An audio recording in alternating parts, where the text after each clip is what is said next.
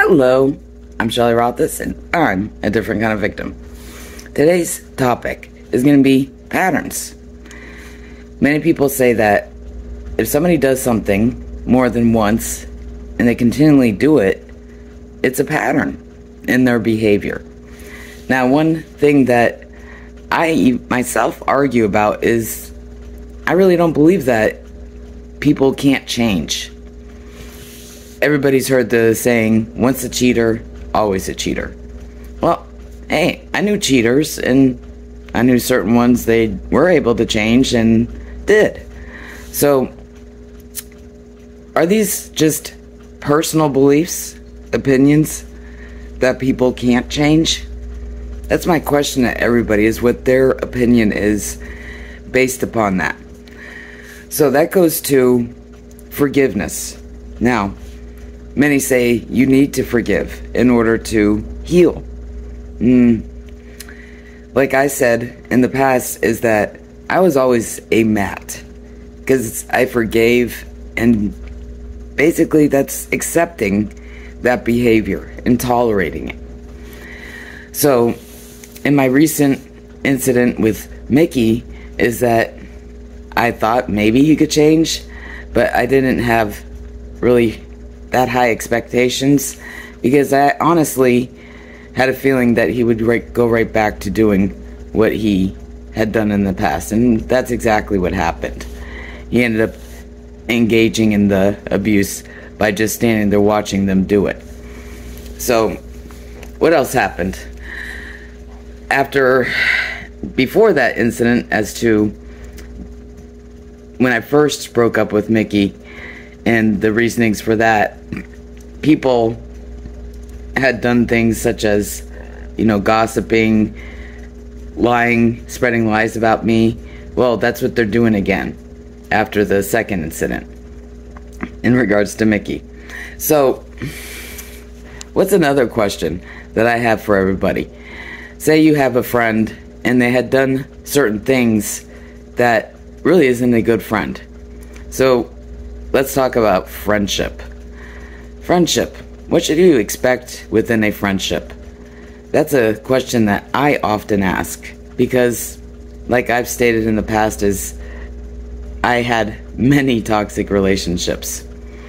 So, a good friend. I was talking about that with somebody tonight, and they even said a good friend would listen to you, and they wouldn't blame you or get mad at you for things that you are not in control of happening to you. That's what they were expressing to me, is that it's not my fault if people choose to have bad behaviors to try and harm somebody that doesn't deserve it.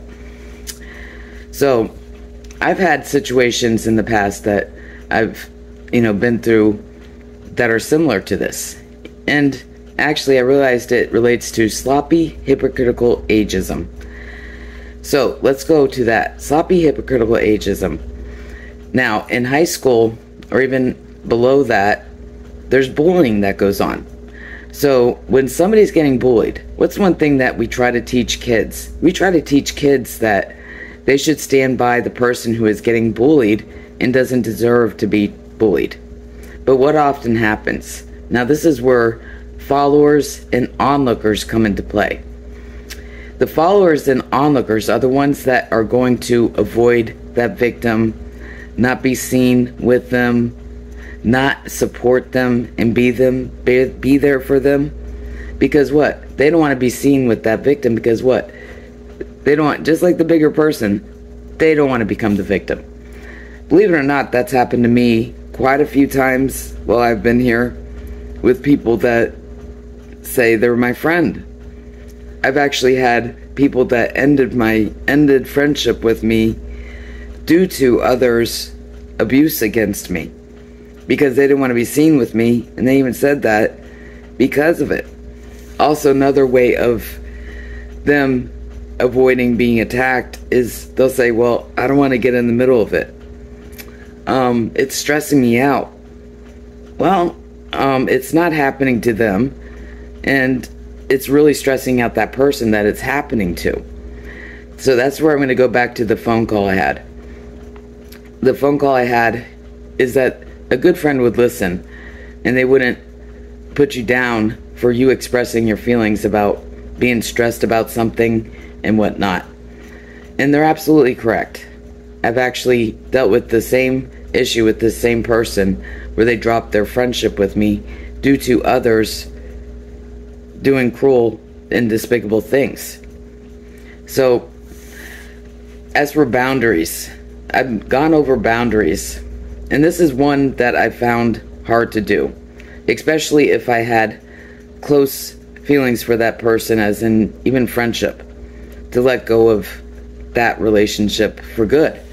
Because, again, we're going to change behaviors. Somebody can apologize numerous times, and actually that person had apologized for doing this a couple times in the past, ending our friendship over others doing harm to me because it was stressing them out, or they didn't want to be seen with me and get involved. Well, how can they say that's basically blaming the victim, saying, I don't want to get in the middle of it.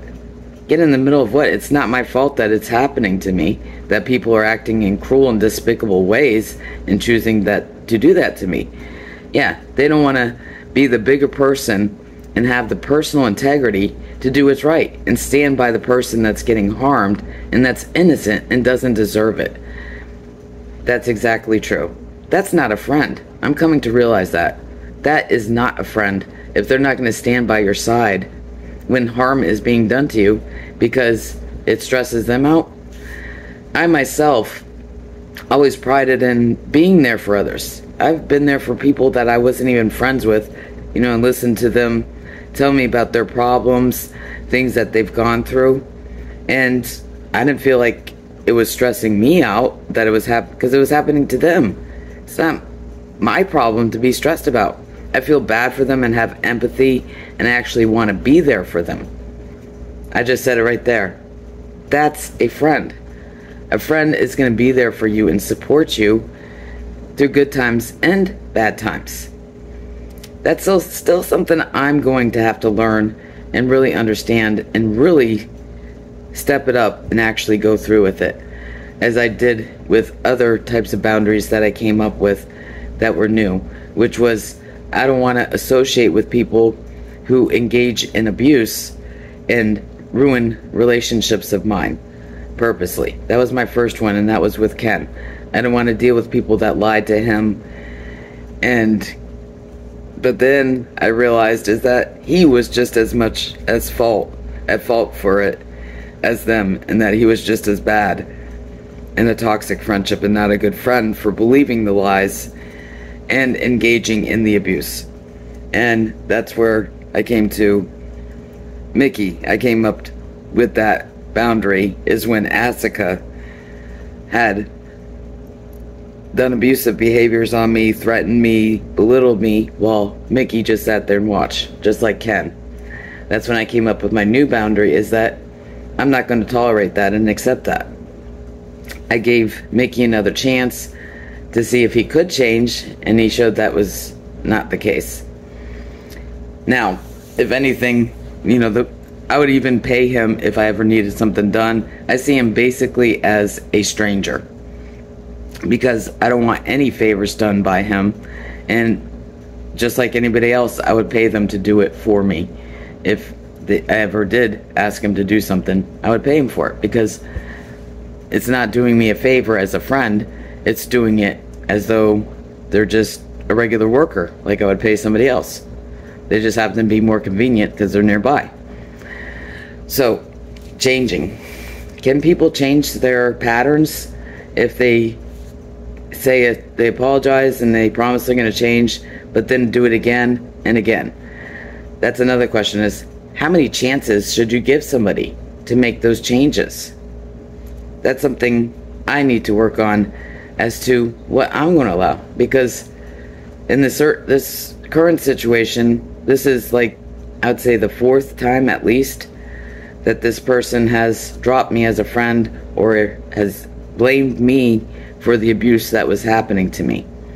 So right now my goal is to focus on myself, and that's what I've been trying to do, and I hope that I actually get some good feedback based upon this from others, because I myself want to grow in more positive ways and actually have healthy relationships that will bring me up, and I'll strive towards that and keep working on that.